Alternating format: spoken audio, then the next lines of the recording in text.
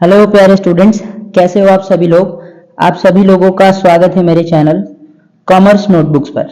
मैं हूं आप सभी का teacher Raja Manjhi, director of Access academy.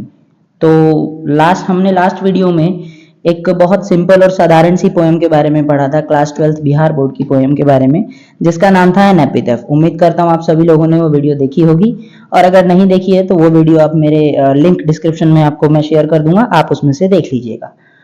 आज हम लोग एक बहुत ही सिंपल और साधारण सी पोएम लेकर के आए हैं, जो कि एग्जाम पॉइंट ऑफ व्यू से भी बड़ी इंपॉर्टेंट है। और इसको लिखने वाले जो राइटर हैं उनका नाम है KK N दारूवाला। ठीक है, KK N दारूवाला ने इसको लिखा है। इनका फुल फॉर्म, इनके नाम का फुल फॉर्म पड़ता है KK नसरवांजी दारूवाला। ठीक है, पोएम का नाम है फायरहाइम। फायरहाइम का पहले तो बेसिक मतलब ही जान लिया जाए। फायरहाइम का बेसिक मतलब होता है आग की लपटें। ठीक है, अब ये आग की लपटों का मतलब क्या कहना चाहते हैं, तो ये कहते हैं कि जब हम क्या करते हैं, कई बार देखिए जब हम आग जलाते हैं, बहुत भारी आग जलाई जाती है, तो जब आग जलती है तो उसकी जो लपटें ऊपर तक उठती हैं, उनके बारे में बात करते हैं, आग की लपटें। ठीक है, तो चलिए थोड़ा पोएट के बारे में जान लिया जाए, अबाउट पोएट। तो इनका जो जन्म हुआ था, KK N दारूवाला का, इनका जन्म हुआ था 1937 में। ठीक है, और ये लाहौर के पाकिस्तान में, मतलब जो पाकिस्तान है उस समय, उसके लाहौर में पैदा हुए थे।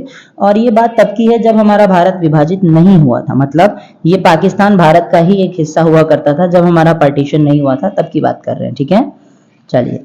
इनके पिताजी का नाम था प्रोफेसर NC दारूवाला। ठीक है, इनके पिताजी का नाम था प्रोफेसर NC दारूवाला। और अगर हम इनकी एजुकेशन की बात करें तो इनकी प्राइमरी एजुकेशन जो थी, यानी कि जो प्रारंभिक शिक्षा थी, शुरुआती शिक्षा थी, वो उन्होंने उर्दू में कंप्लीट की थी। कहाँ से? स्टैंडर्ड इंस्टीट्यूशन से, जो स्टैंडर्ड इंस्टीट्यूट्स होते हैं वहां से इन्होंने किया था, यानी कि अपने लोकल एरिया के बेसिक इंस्टीट्यूशन से उन्होंने प्राइमरी शिक्षा ली। फिर उन्होंने क्या कर दिया, then he was educated from Ludhiana college, Hindi medium से। ठीक है, याद रखिएगा। तो इन्होंने अपनी शिक्षा में दोनों तरह की भाषाओं को सीखा, उर्दू को भी सीखा और हिंदी को भी सीखा। अगर हम इनके काम की बात करें कि इन्होंने अपनी जिंदगी में कितने और किस तरह के काम किए, तो इन्होंने काम किया था वर्क एज एन IPS। ठीक है, इन्होंने शुरुआती दौर में एक IPS की तरह काम किया। ठीक है, IPS की पोस्ट पे काम किया 1958 में, और फिर उन्होंने इंडी तिब्बत बॉर्डर पर भी SSB की तरह काम किया इन्होंने। और फिर बाद में इन्हें प्रमोट कर दिया गया, किसके रूप में? As a director of joint intelligence committee के रूप में। ठीक है, तो ये आपसे ऑब्जेक्टिव क्वेश्चंस में कई बार पूछ लेते हैं, तो याद रखिएगा दोस्तों, भूलिएगा मत। ठीक है, फिर ये रिटायर हो गए थे 1955 में। 1955 में इन्होंने रिटायरमेंट ले ली, और रिटायरमेंट के बाद इन्होंने बहुत अच्छे तरीके से अपने काम को करना शुरू किया, पोएम्स लिखनी स्टार्ट करी। उस समय भी लिखा करते थे। ठीक है, तो इनकी जो पोएम्स होती थी ना, इनका लिखने का तरीका बहुत बढ़िया था। मैं कहने का अर्थ क्या है कि ये हमेशा एक ऐसे मुद्दों पर लिखा करते थे जो सामाजिक कुरीतियों, बुराइयों या किसका दोष था, इस तरह की चीजों पर ज्यादा लिखा करते थे। तो इनकी जो पोएम की थीम्स होती थी ना, वो बेसिकली लव होती थी, प्यार के ऊपर ज्यादा लिखते थे, डेथ के ऊपर ज्यादा लिखते थे, डोमिनेशन यानी कि प्रभुत्व, समाज के किस वर्ग का किस चीज पर कितना प्रभुत्व है, उसके ऊपर ज्यादा लिखा करते थे। सिनिसिज्म का मतलब होता है दोषारोपण, हम किसकी गलती थी इसके बारे में पता लगाना। सिनिसिज्म का मतलब होता है दोषारोपण, उस पर लिखा करते थे। और plight of human society and violence, और प्लाइट का मतलब होता है दुर्दशा। ठीक है, यानी कि बुरी हालत। तो ह्यूमन सोसाइटी की जो बुरी हालत है और वायलेंस है, उन चीजों पर ज्यादा लिखा करते थे। ठीक है, और अगर इनकी राइटिंग्स की बात करें तो इन्होंने अपनी लाइफ में बहुत सारे अलग अलग चीजें लिखी, लेकिन कुछ फेमस इनकी राइटिंग्स यानी कि क्रिएशंस रही, जिसमें उन्होंने लिखा अंडर ओरायन 1970 में। ये आपसे पूछा जाता है एग्जाम में क्वेश्चन, वन वर्ड के अंदर या ऑब्जेक्टिव क्वेश्चन में आ जाता है, तो ध्यान रखिएगा। उसके बाद इन्होंने लिखा एपरिशन इन अप्रैल 1971 में। उसके बाद इन्होंने लिखा क्रॉसिंग ऑफ रिवर 1976 में। ये इनकी फेमस और बेसिक क्रिएशंस रही। ठीक है, याद रखिएगा, भूलिएगा मत। फिर बात करते हैं इनके अवार्ड्स की। तो इन्हें बेसिक अवार्ड्स में क्या मिला है, इन्हें साहित्य अकेडमी अवार्ड मिला हुआ है 1984 के अंदर। फिर उसके बाद कॉमनवेल्थ पोइट्री अवार्ड से भी इनको सम्मानित किया गया। तो ये है अबाउट राइटर, याद रखिएगा इसको।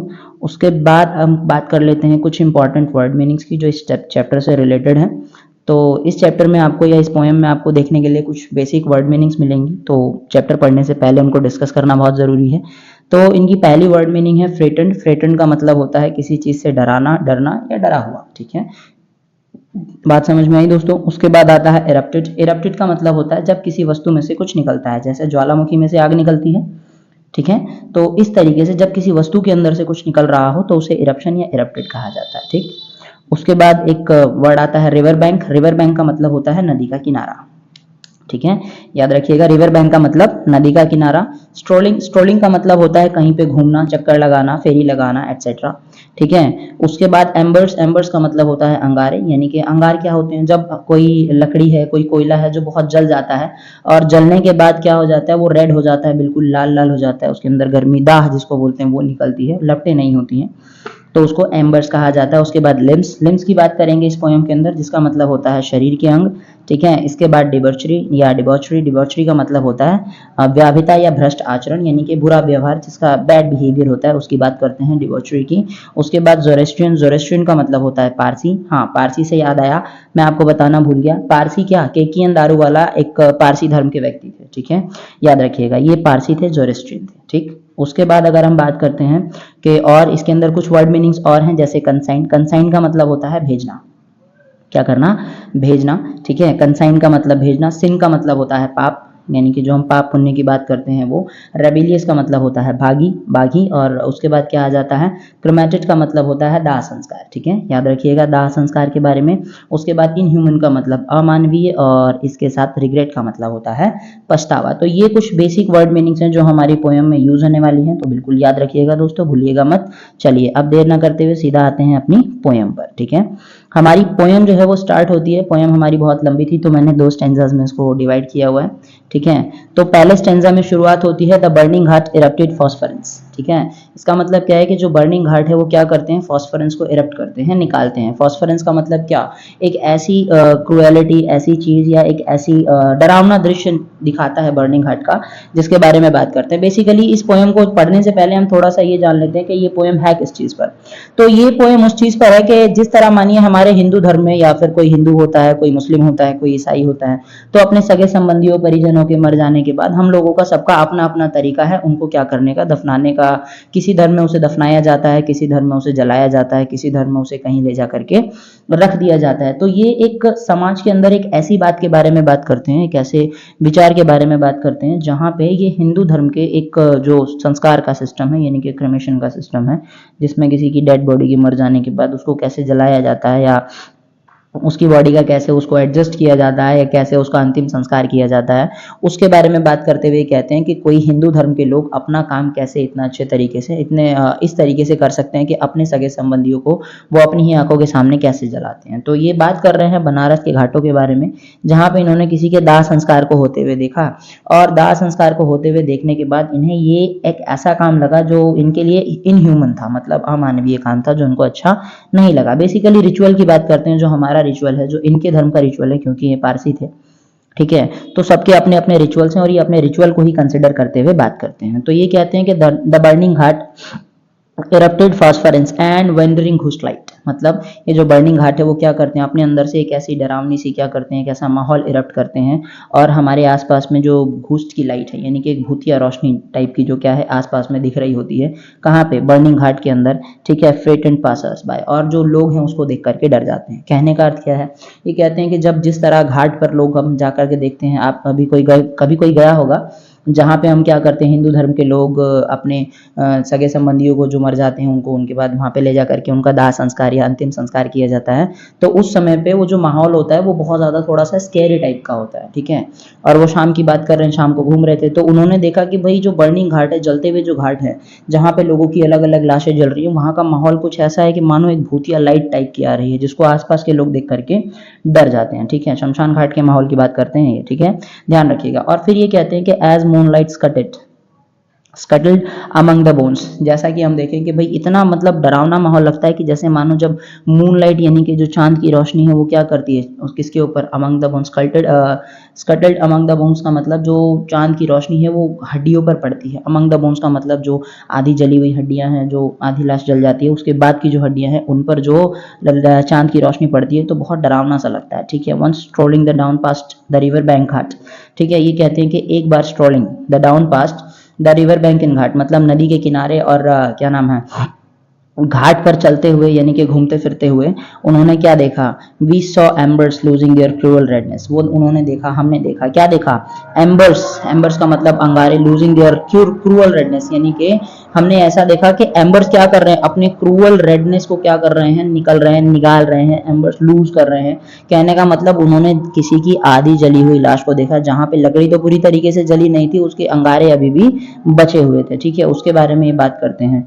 और ये कहते हैं कि उसी आधी जली हुई लाश के अंदर क्या है, टू द ग्रे ऐश, उसी आधी जली हुई लाश के अंदर जो ग्रे ऐश है, ठीक है, ऐश का मतलब क्या होता है, ऐश का मतलब राख है, दैट swallows all, जिसने सब कुछ निकल लिया है, हाफ कुक्ड लिम्स, और शरीर के आधे जले हुए अंग भी अभी उसके अंदर ऐसे ही पड़े हुए हैं, जिसको देख करके बुरी तरीके से डर गए थे। ठीक है, बोर विटनेस द फायर डिबेचरी, और उन्होंने कहा कि इसको देख करके मैं क्या बना, मैं विटनेस बना। विटनेस का मतलब क्या होता है, साक्षी। ठीक है, मैं साक्षी बना किसका, फायर डिबेचरी, जो हमारा क्या है, आग की जो डिबेचरी है। डिबेचरी का मतलब बुरे अभद्र व्यवहार या भ्रष्ट बिहेवियर का, यानी कि ये कहते हैं कि भाई मैंने आग को इतना बुरा काम करते हुए आज तक नहीं देखा। मैंने ये देखा कि वहां पे कुछ लोग क्या कर रहे हैं, वहां पे एक लाश जल रही है, और उस लाश के अभी आधे अंग जले हुए हैं, और आधे अंग अभी क्या हो गए हैं, पूरी तरीके से जलकर, आधे अंग जल करके क्या हो गए हैं, खत्म हो चुके हैं, राख में मिल चुके हैं। और ये चीज मुझे बहुत अच्छी नहीं लगी। ठीक है, उन्होंने इस बात के बारे में कहा। फिर उन्होंने कहा कि माई फादर सेड, मेरे पिताजी ने कहा, you see those half burn fingers and the bone stubs, क्या तुम उन्हें देख रहे हो, किसको, यू सी दोस्त, तुम उन्हें देख रहे हो, किन्हें, हाफ बर्न फिंगर्स यानी कि आधी जली हुई उंगलियों को, और बोन स्टब्स यानी कि हड्डी के नुकीले सिरों को। ठीक है, जो आधे शरीर के टुकड़े जलने के बाद जो हड्डी बाहर हल्की हल्की सी नजर आती है, उसकी बात कर रहे हैं कि हाफ बोन स्टब्स को देख रहे हो। ठीक है, द फायर एट टाइम, उस समय जो आग है, फॉरगेट इट्स दैट, जो आग है वो भूल जाती है कि क्या है, वह आदमी मरा हुआ है। ठीक है, आग इतनी ज्यादा क्रूएल हो जाती है, इतनी ज्यादा हैवी हो जाती है, इतनी ज्यादा प्रचंड हो जाती है कि वो नहीं देखती कि सामने कौन है, वो सबको जला देती है। ऐसा ही कहना चाहते हैं। फिर ये कहते हैं कि अ ज़ोरास्ट्रियन, एज अ ज़ोरास्ट्रियन, मैं क्या हूँ, एक ज़ोरास्ट्रियन हूँ। ठीक है, ज़ोरास्ट्रियन का मतलब मैं एक क्या हूँ, पारसी हूँ। माई चाइल्ड फिंगर्स क्या है, clench into little knot of pain, मैंने देखा कि अगर मेरे छोटे से बच्चे की उंगली भी क्या हो जाती है, अगर उस पर हल्का सा भी आग लग जाए, मतलब हल्की सी भी वो थोड़ी सी जल जाए या पेन में आ जाए, तो मुझे बहुत तकलीफ होती है। ठीक है, ऐसा वो बोलते हैं। आई स्वोर टू सेव फायर, तो मैं क्या करता हूँ, मैं स्वोर करता हूँ, मैं कसम खाता हूँ कि मैं क्या करूंगा, फायर से बचाऊंगा, किसको, fire from the sin of forgetfulness, ऐसे आग के ऐसे पाप से, मतलब अपने आप को आग के ऐसे बुरे व्यवहार के पाप से अपने आप को बचाऊंगा, और कभी अपने किसी को भी आग में नहीं जलाऊंगा। ऐसा वो कहते हैं, अपने आप के बारे में बात करते हैं। फिर ये कहते हैं कि it never forgets, it never forget, मैं ये कभी भूल ही नहीं पाया, इट नेवर फॉरगेट, मैं भूल नहीं पाया इस चीज को, क्या कि एंड 20 ईयर्स, आज से 20 साल पहले, आई कंसाइन, एज आई कंसाइन, जब मैंने क्या किया था, कंसाइन किया था। कंसाइन का मतलब किसी के हवाले किया था, क्या, my firstborn to the flames, मैंने अपने पहले बच्चे को, यानी कि फर्स्ट चाइल्ड को, फर्स्ट किसी पहले जीवित व्यक्ति को, पहले बालक को क्या किया था, firstborn to the flames, उसको आग के हवाले किया था। मतलब जब कोई मर गया होगा, उनके आसपास का कोई छोटा बालक या उनका अपना ही कोई बालक हो जो मर गया होगा, उसके मर जाने के बाद उन्होंने उसको क्या किया था, आग के हवाले कर दिया था। ठीक है, उसके बारे में बात करते हैं। यहाँ बालक की बात नहीं है, एक्चुअली में हिंदू धर्म में बालकों को जलाया तो नहीं जाता है। ठीक है, लेकिन फिर भी ये बताते हैं कि मैंने जब अपने किसी पहले इंसान को क्या किया था, जलाया था, उसके बारे में बात करते हैं। अब उन्होंने ऐसा क्यों किया था, क्योंकि वो ये जानते थे the nearest tower of silence was, जो उनका सबसे पास वाला टावर ऑफ साइलेंस है वो 1000 माइल्स, बहुत दूर था।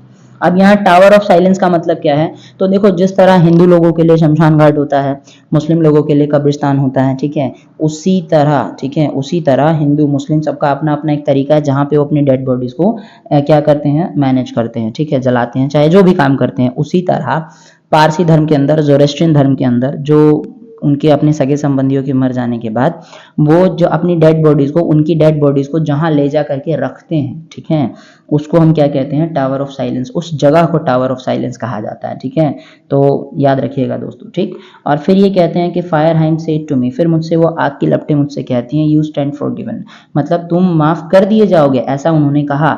लेकिन फिर भी वो अपने मन में ये बात लेकर के कहते हैं कि मैं बहुत टूटा हुआ था, ब्रोकन येट, क्योंकि मैंने उसे जलाया था। ठीक है, और येट रेबिलियस, और मैं थोड़ा बागीपन, मेरे अंदर थोड़ा विद्रोह की भावना भी पैदा हो रही थी, इसीलिए मैंने उस समय कसम खाई। क्या खाई, I swore this time to save it from the sin of forgiving, मैं इस ऐसे पाप से जिसकी माफी भी नहीं है वो आज के बाद कभी नहीं करूंगा। ठीक है ठीक है दोस्तों, तो ये थी बेसिक सी पोएम जिसका लाइन टू लाइन डिस्क्रिप्शन मैंने आपको दिया।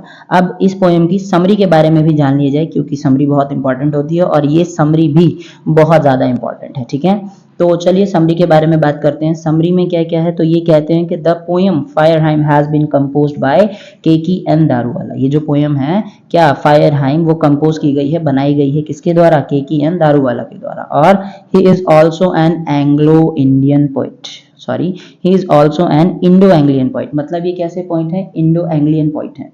अब ये इंडो एंग्लियन का मतलब क्या है, एक ऐसे पोइट्स जो क्या करते हैं, भारतीय मूल के तो हैं लेकिन अंग्रेजी या दूसरी भाषाओं में लिखा करते हैं, उनको इंडो एंग्लियन पोइट कहा जाता है। तो ये भी इंग्लिश में लिखते हैं, इनकी बेसिक पोएम्स इंग्लिश में है, तो इसीलिए इन्हें इंडो एंग्लियन पोइट भी कहा जाता है। ठीक है, ही इज अ पारसी, वो एक पारसी हैं।